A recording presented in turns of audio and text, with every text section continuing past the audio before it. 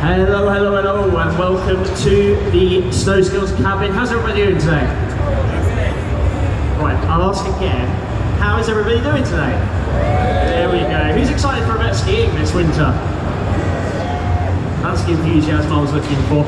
Anyway, I'm really excited to introduce to you Iain Martin, who is a ski guru and host of the Ski Podcast, who's here to talk about getting to ski resorts in a sustainable manner.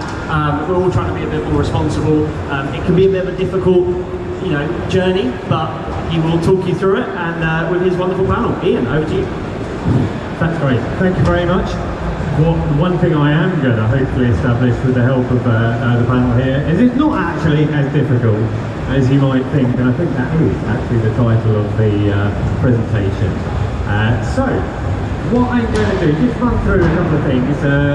Tor very kindly mentioned I'm the presenter of the Ski Podcast, but 187 episodes as of yesterday have been nominated for a few awards, so if you like podcasts, have a listen to it. I'm also the founder of Ski Flight Free, which is a lobbying group. It does what it says on the tin. Essentially, I'm trying to encourage people to think about how they can go on their ski holidays without actually flying. And there's a reason for that. I'm sure we're all aware of the threat presented by global warming. Everyone will have seen pictures like this around the beginning of last winter. And that led to some fairly hyperbolic headlines. I don't necessarily think that skiing is going to end, but it does depend a little bit on the timescale that you're looking at. And a really interesting study that came out a little while ago talking about how resorts will be short of snow if global warming, depending on the pace that global warming continues at. And so, some really interesting statistics by Protect Our Winters, who you may have heard of. We'll probably come on to this, but essentially the transport portion of your ski holiday represents a highly significant part of the carbon footprint of your holiday. If you're choosing to fly, it's around 66%, and you can reduce that hugely, significantly by travelling by train. For really useful data from Protect Our Winters, which makes it pretty clear, actually, if you're driving in a car and you're on your own, it's even worse than flying in terms of that carbon footprint per person. But the reason we're here today is to discuss travelling by train. As you can see from that, if you look at the bottom two rows there, just depending how you do it, the actual carbon footprint is negligible compared with flying. So the point of what we're going to do here is to try and develop that a little bit further. And before we come on to the different ways we can do it, I've just introduced myself. I'm going to ask our different panellists to give a brief introduction to themselves, what you do, and I guess why you're here today. Hello, can you all hear me? Yeah? So I'm Krissy. I'm Senior Sustainability Manager for Ingen's Esprit and Santa's Lapland. I've been working in travel and tourism for 20 years. The last 15 specialising in responsible and sustainable tourism, and I think it's been amazing just to see the difference from 15 years ago when I was having conversations about what sustainable tourism looked like, what did it even mean, to where we are now. So it's really exciting to be part of these kinds of conversations that we were lacking before.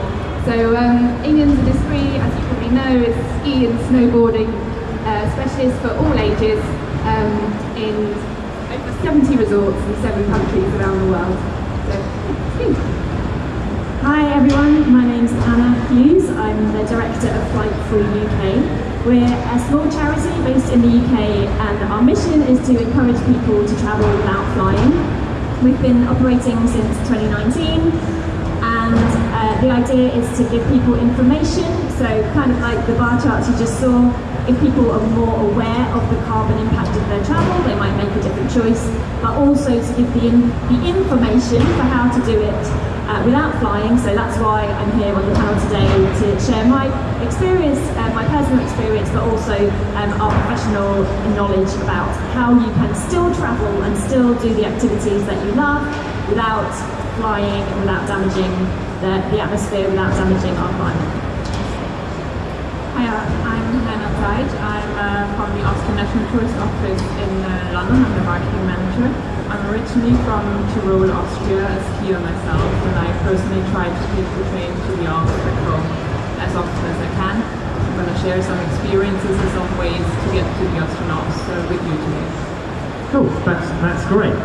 I don't know if any of you read The Guardian. There's a brilliant piece about how to ski greener in there today. I recommend you to that, and I'll tweet it out later. But when I first proposed this panel to the show, was a long time ago. I tend to plan things in advance, and it's been a very, I guess, exciting period in the lead up between that and actually being here today, because there have been some significant announcements about train travel and the opportunity to do it, to go out to the Alps for this winter. And I guess the most significant of those has been the announcement by Eurostar that they're going to revive what we call a Eurostar snow train.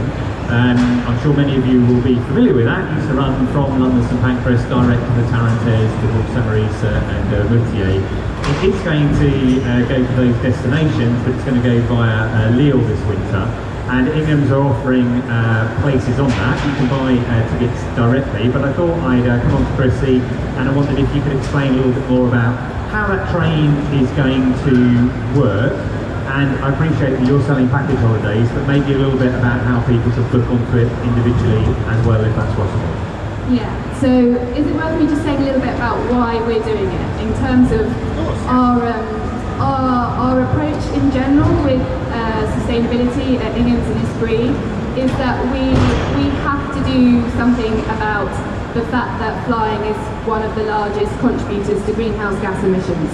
And we know that we've made a commitment as a business to halve our carbon emissions by 2050, but we're left with the situation where we look at the carbon footprint of our holidays and 59% of that comes from flying. So in line with the figure you had up there, which is slightly higher at 66%. And it's the largest slice of the pie, so it's obvious that it's the one that we can do the biggest thing about as a business.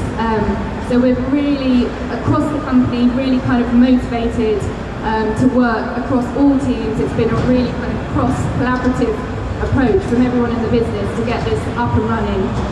We partnered with Eurostar Snow Train, as you said, and a whole range of other resorts we've opened up to the train as well. But in terms of the snow train offering, the first departure for that is going to be the 16th of December, and it's running 7 times until the end of January. So what we've done, as you said, is sort of package that up. So it's a 8 night trip, leaving on the Saturday from St Pancras at 9 o'clock in the morning, and then it's just a quick platform change at Lille at lunchtime, and then going into Bourg-Saint-Maurice at 6:20 in the evening in time for dinner, and then you transfer into either Val d'Isère, Tignes, or Les Arcs. Obviously with Les Arcs you get the funicular as well, so even more sort of carbon savings there. And then in terms of how it looks at the end of it, you get an extra day skiing, so you get the sort of quieter slopes on the Saturday, and then we transfer you over to Bourg-Saint-Maurice for the Saturday night for a hotel and half board on that evening. So also as part of the package we're throwing in an extra day of ski pass and ski equipment as well. So then you leave on the Sunday, we transfer you back out, and you go into London St Pancras, back home for 4 o'clock on Sunday. Can I ask you a quick question then? So the train is going via Lille. Previously you used to get on at London and then get off at the other end. You obviously have to change trains in Lille. You're taking the Eurostar to there. How's that going to work in Lille then? It's literally, as far as I know, obviously haven't done it myself yet to be totally transparent, but it's literally a platform change. So in terms of bags, you just take your bags across the platform and then you hop on, and we've made sure that you've got that enough time to be able to do that and grab a sandwich and take a Uber. And to clarify, we talk about the same station here in Lille. It's Lille Europe, so you don't have to go out of that. Not that I particularly think it's a drama. We'll come on to the kind of indirect route of going across Paris, but you don't have to leave the station at all. So have you transferred in Lille before? I haven't personally. Okay, I have. It's so easy. It's a lovely station. It's huge. It's bright. It has escalators and lifts. So if you're taking your skis with you, it's really, really easy. So even if it's not a direct opposite platform exchange, it's super easy. And if you do have time, you can go and walk around Lille for a bit, which is also a delightful city. So excellent. That's great. And just I know that you're here on behalf of England. You can buy individual tickets on the Eurostar Snow Train service without buying a package, and this has been one of the limiters in recent years. Some people might have their own property, I don't know, they might want to go to a particular place. But so the prices, we'll come on to prices later on, but you can buy them for £99 each way. So you just get that ticket, or you can get it packaged up as well. So that's really interesting. And just actually while we are talking about Iain there, it's not just the snow train that you're offering in terms of train packages for this winter. We've tried to make it as broad as possible, so we've got 22 different resorts in 4 countries. I tried the one to Austria earlier this month, and it was, super easy, and just, I mean, you're all here, I guess, because you've got an interest in it, but for me, it was just really fantastic to just be part of a journey and watch the landscapes change. And, for us as, skiers, part of what we love about the mountains is that kind of connection to nature. So, being able to watch those landscapes change and be part of that rolling landscape, it's just really enhanced the experience rather than flying over it and just suddenly landing. And it was just so kind of hassle-free, and there's no delays. You could just sort of lay out your packed lunch, plug in your laptop, whatever you wanted. It was much more sort of relaxed. And in terms of luggage as well, I think sometimes we end up paying, extras for taking skis, snowboards, and all of that was not in existence. You could just basically take what you could carry, really. Yeah, well, that's great. I'm going to move on to Anna then, if that's okay. What we talked about just now, in respect of the other packages that you talk about there, are going what you might call the indirect journey, typically taking the Eurostar to Paris and changing in Paris and going on to the Alps. And there are so many different destinations that you can go to like that. And one of the reasons I wanted to have you on is because I know you've done this journey yourself, but particularly, I'm not sure how many people are familiar with Flight Free UK, and I wondered if you could just give us a little bit more insight into that, because I think it's a tremendous organisation. Oh, thanks, Iain. Yeah, so it's the idea is simply to encourage people to travel without flying and to raise awareness of the climate impact of planes. Because we are in a climate crisis, and because when we're talking specifically about skiing, we saw the pictures already of no snow on the slopes, and we're thinking if we want to protect something that we love doing, then it makes complete sense to avoid air travel in order to get to the slopes. It's one of those activities that really does, it has a direct cause and effect. So that's why we're so passionate about campaigning on this.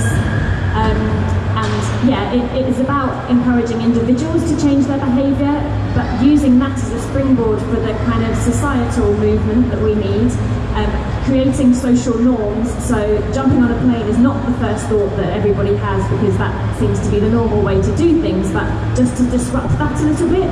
So it's so the alternatives are more accessible, or they kind of come to mind first. So that's the idea behind it. Well, in terms of destinations further afield than simply skiing, there's lots of information on your website. But one of the reasons I wanted to have you on today is because I know that last winter you went out by train on a ski trip for the first time. And the point of this presentation is to try and let people know that it might be easier than you would imagine.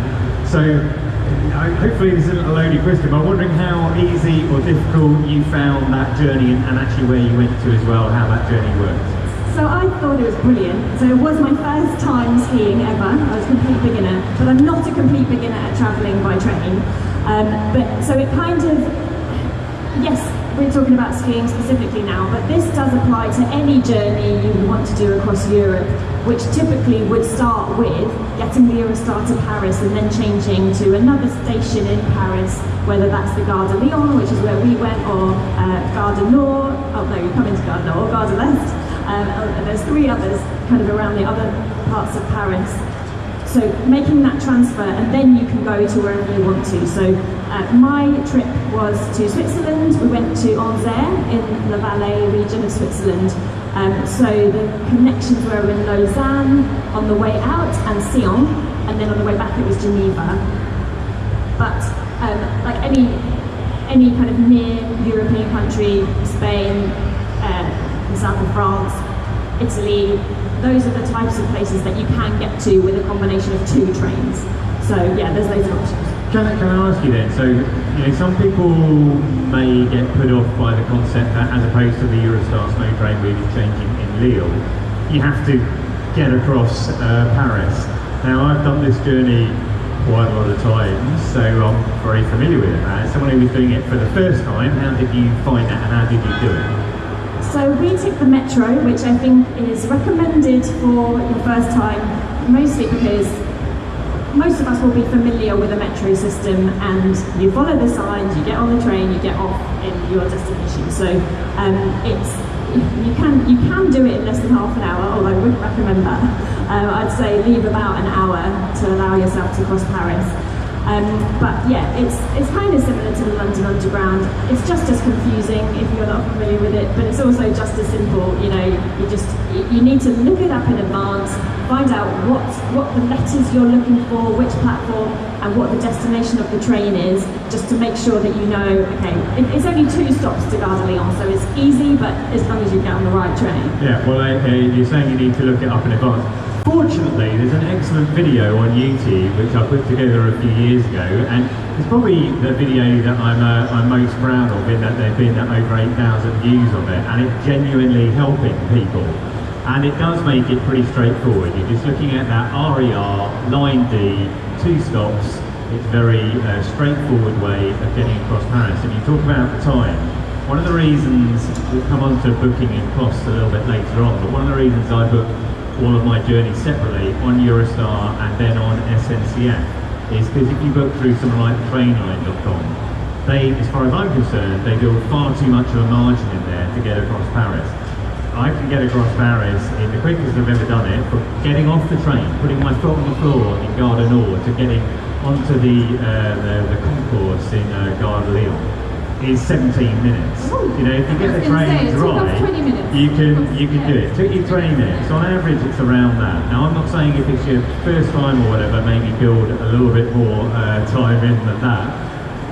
But once you kind of get used to it, it's not really that difficult. To be fair, I haven't been doing it carrying skis, and just to tackle that side of things, I don't know, if you get your skis to London St Pancras, you could probably get your skis across Paris, but it's very straightforward to book a taxi as well. And there's a link on Ski Flight Free where you can find out about how to do that. You can have someone meeting you at the end of the Eurostar platform with a sign holding your name, which might make you feel important, as well as being able to get a taxi. I was going to make a suggestion about tickets, because that's often what slows down a journey. So you can actually buy your tickets for the metro on the Eurostar. So you have plenty of time on the Eurostar to get your ticket from the cafe bar, which is a good suggestion. Now, we didn't do that when we went on our ski trip, and there were 6 of us, and we went down to the metro, and there were huge queues for the ticket machines, because those are the first ones that you see. If you keep on walking, there's no queue at the ones that are further down the concourse.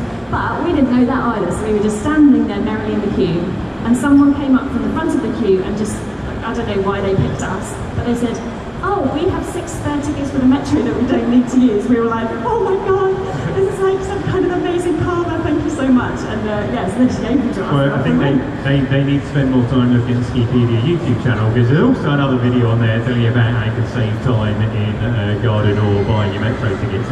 And personally, I tend to, because I'm doing it reasonably often, but it depends how many of you are travelling, I tend to buy a car now of 10 at a time, because it's just, then you can have a whole selection of them and you just go through and you don't have to spend any time if you're lucky enough or keen enough to do it on a regular basis. If you're looking at England's package, we'll send you the tickets for the metro before that you've got. But we're waiting for them to get electronised? What's the word? It is very surprising they don't just have Digitised. they don't have a tap and go system. I think they're going to at some point. Although you probably shouldn't say this in a public arena, but lots of people on the Paris Metro don't bother having tickets at all. You can actually just follow someone through the gate. So I have had a ticket that didn't work, which was incredibly frustrating to me, because I bought a ticket and I'm using it, it's not going through the machine. I just snuck through behind someone else, but hopefully no one's recording this one. Hannah, I'm going to move on to you. missed that bit about the views. Sorry, should have realised about this slide. We just talk about the quality of the journey that you get. I mean, I think you were referring to it, Krissy, about how it's kind of relaxing. When you're travelling by train.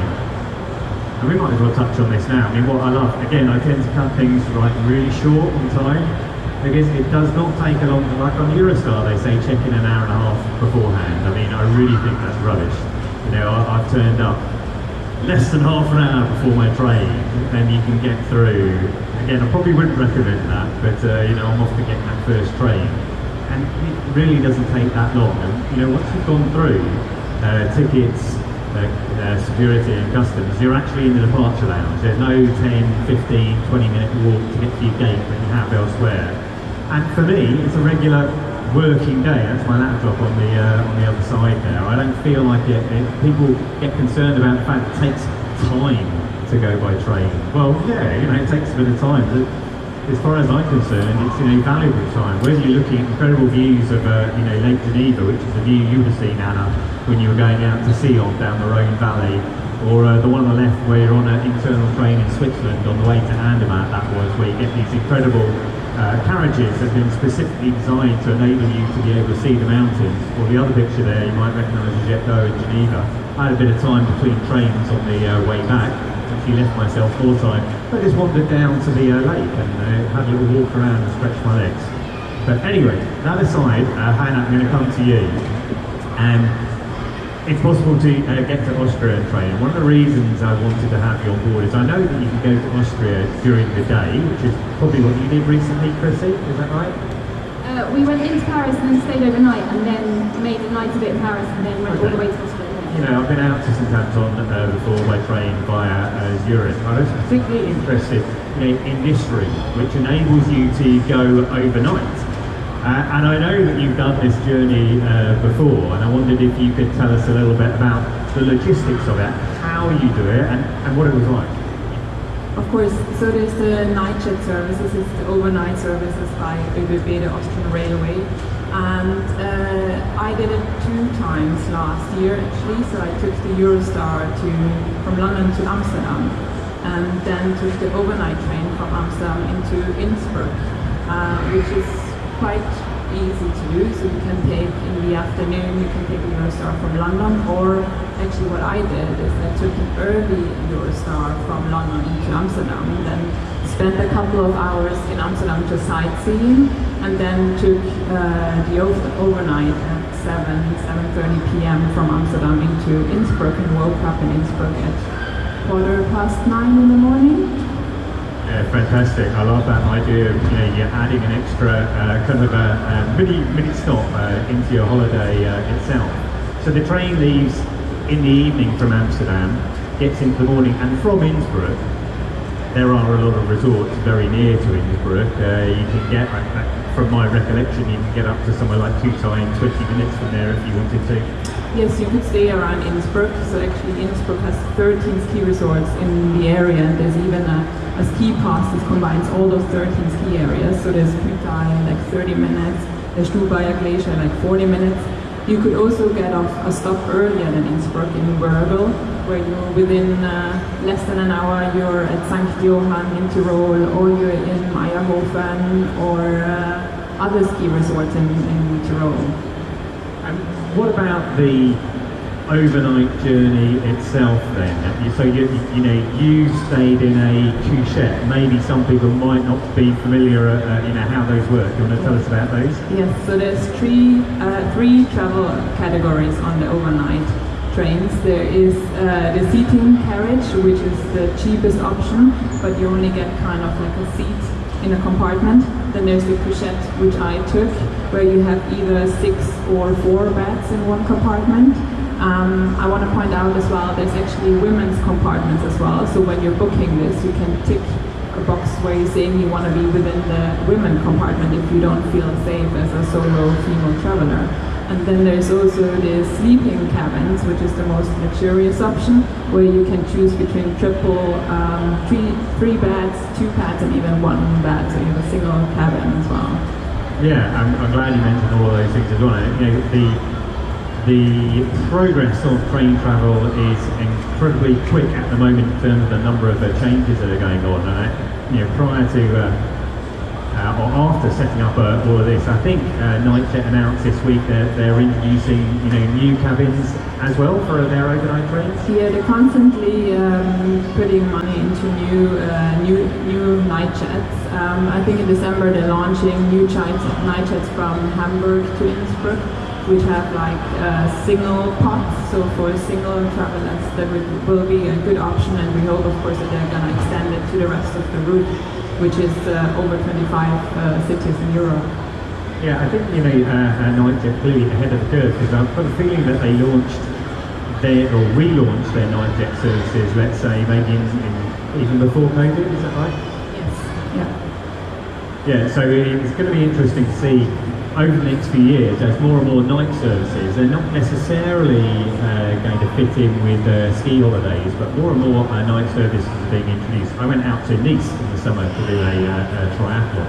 Fantastic, same sort of thing. Went to Paris, like yourself, a bit earlier in the day, had a really nice dinner near Gare d'Austerlitz, and then took that overnight train in my couchette, which are 3 bunk beds on either side.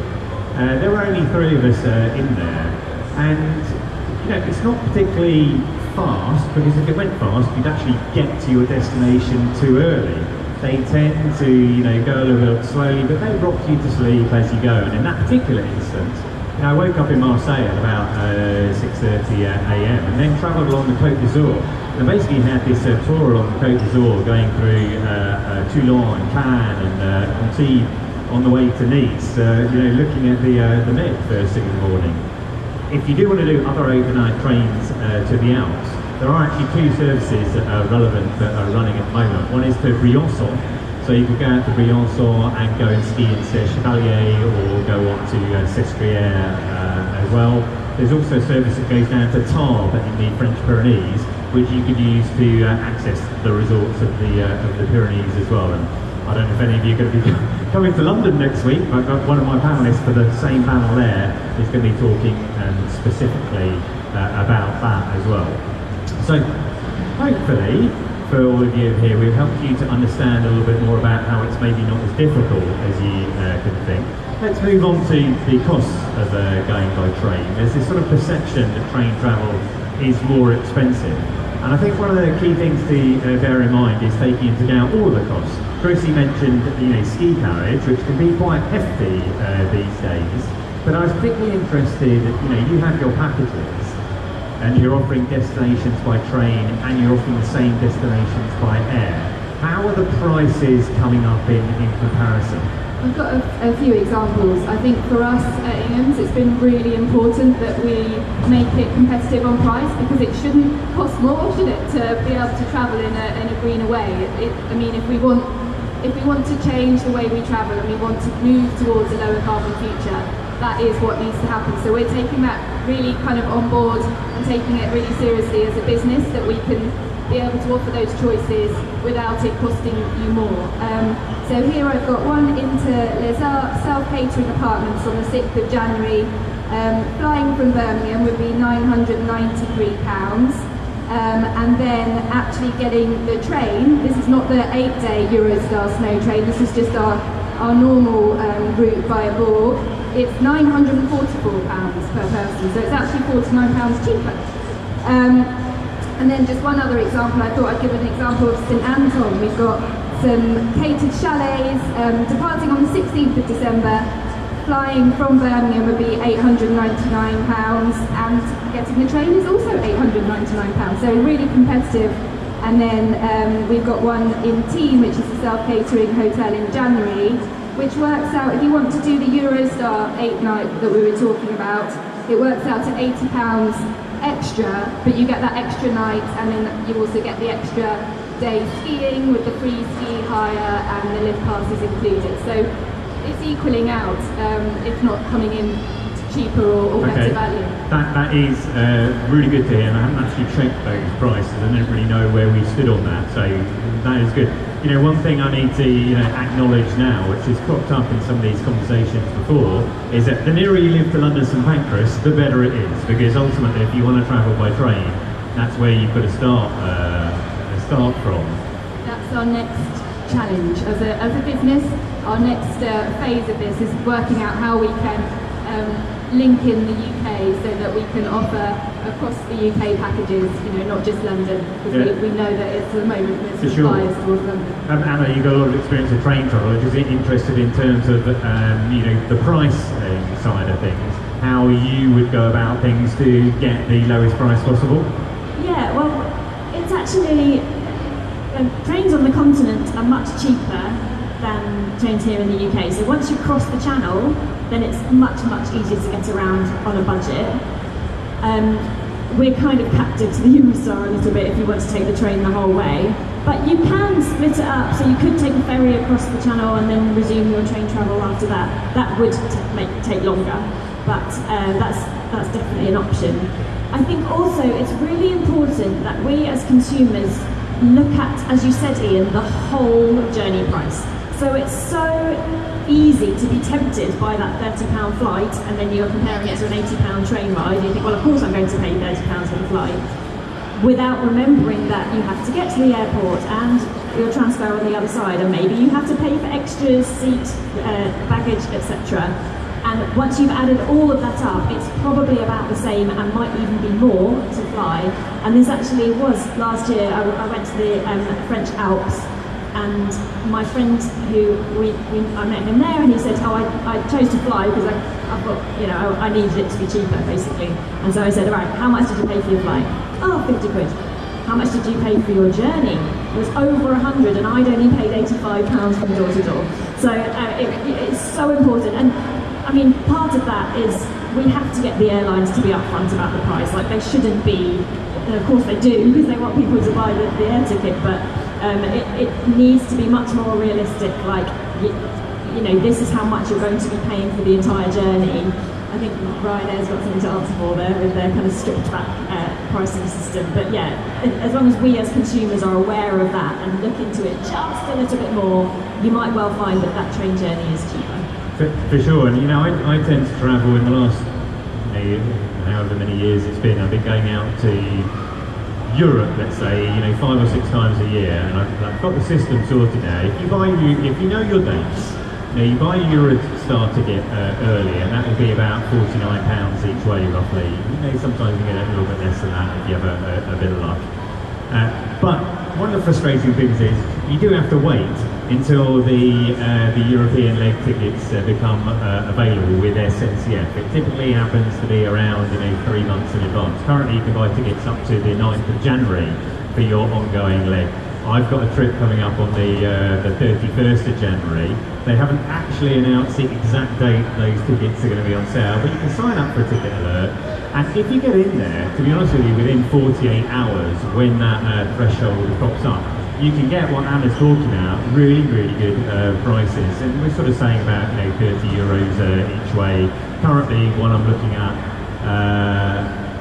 slightly complicated because it's a press trip and it's only just been arranged, but we're talking about December now to go to Les Arcs, and the European element of that from Paris is going to be about 50 to 60 euros in each direction.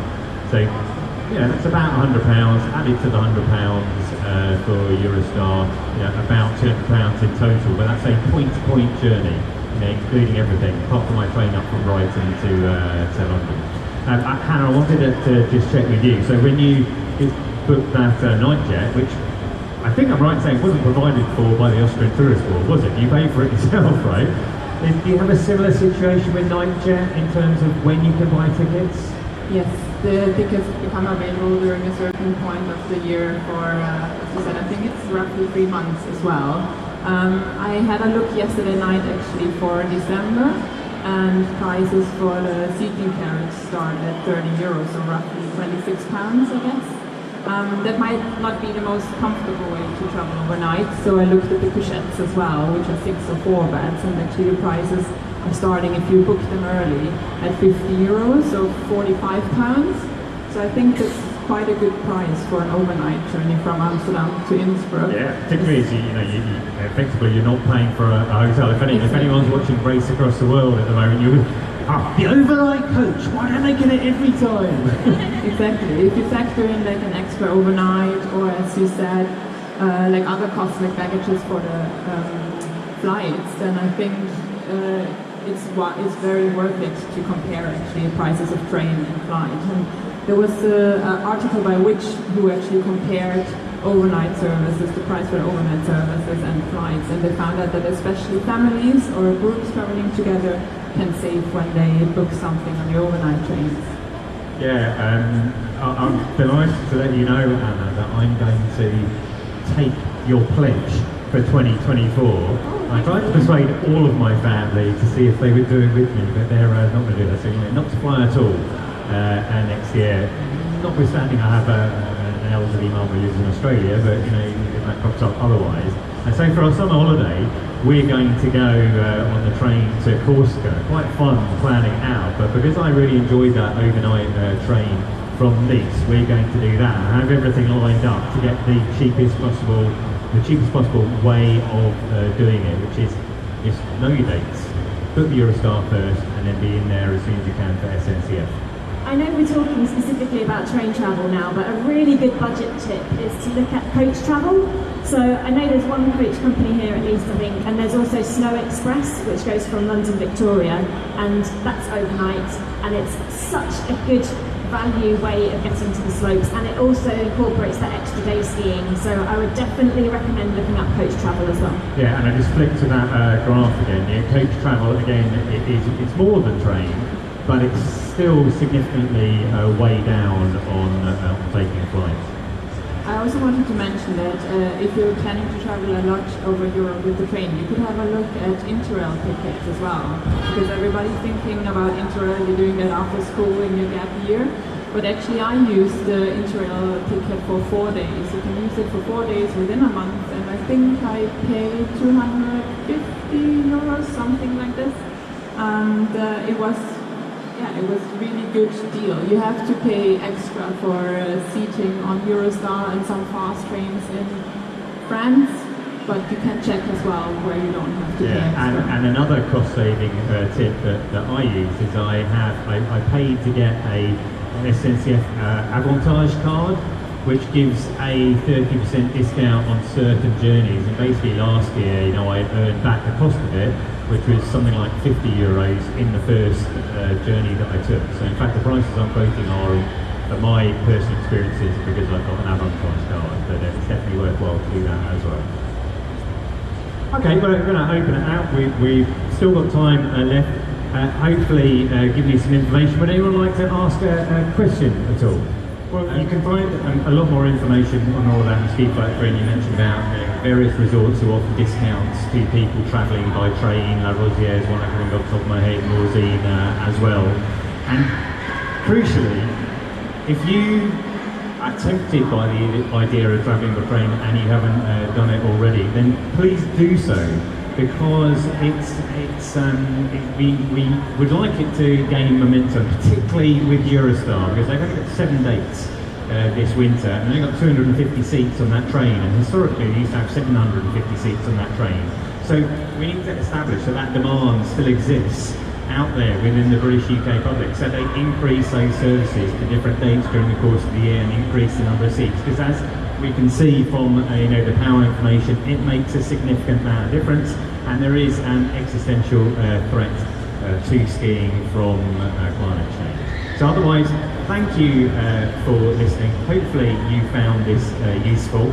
I'd like to thank the panellists, Krissy, Anna and Hannah. Thank you very much for your time today and for sharing all of your knowledge, and enjoy the rest of the show. Thank you very much.